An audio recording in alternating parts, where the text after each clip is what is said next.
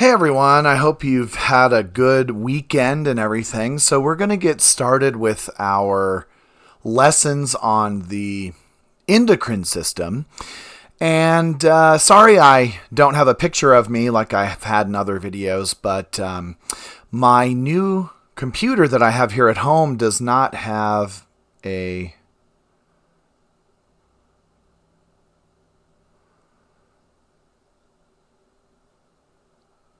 video camera.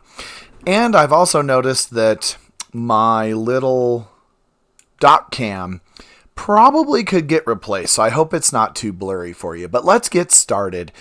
So handout 18B is talking about the different kinds of hormones. So we have two types of hormones. We have lipid soluble hormones, and that means that they are going to dissolve into fats. And then we have water-soluble hormones. Now, we haven't talked about this yet, but there is a difference between the two. So lipid-soluble hormones are going to always dissolve in fats. They move through our body via a transport protein. So if you look at this little picture here, the hormone is moving through our bloodstream with a transport protein that it's stuck to. So it bonds to this transport protein, and the transport protein then carries it through the bloodstream. So I just wrote for number 3 here that it says transport protein increases the solubility, and it also inhibits the removal of the hormone by the kidneys. You have to realize, one of the things about our hormones is we are always making them, but we're breaking them down and getting rid of them. So, like if you have an adrenaline rush, the adrenaline is produced, it speeds up our heart and everything, but we have to get rid of that hormone. And so to get rid of that hormone to slow our heart down, we may need to remove it through organs like the kidneys. So this transport protein kind of helps keep the hormone in our body. Number 4, it says the hormone is diffused into the cell where it attaches to receptors on the nucleus.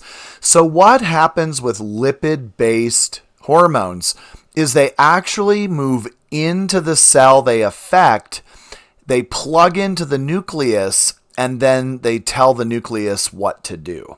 And then the nucleus tells the cell to do the process, whatever it is.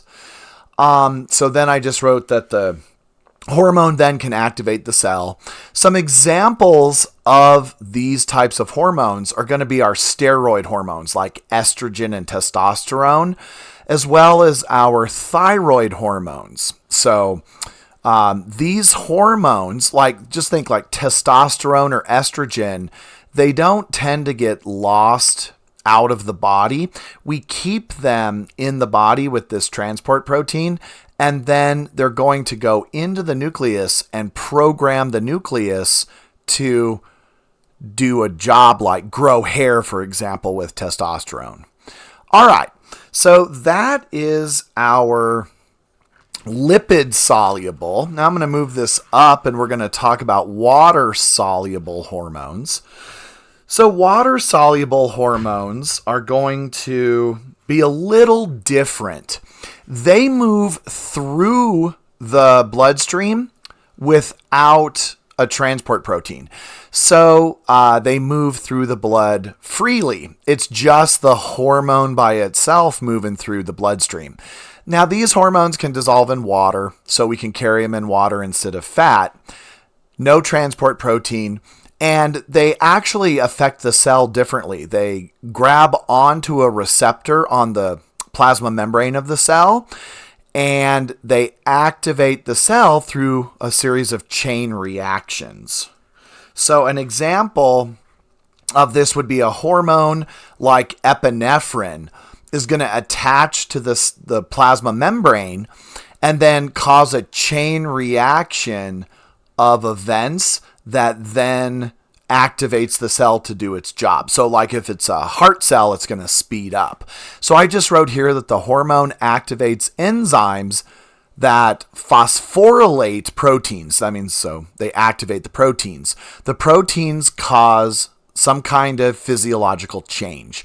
So this is what epinephrine, oxytocin, antidiuretic hormone, human growth hormone, they are all water-based hormones that never go into the cell. They just attach to the plasma membrane, cause a chain reaction that causes the change in the cell. All right, so that is handout 18B. Pretty simple, right? Woohoo!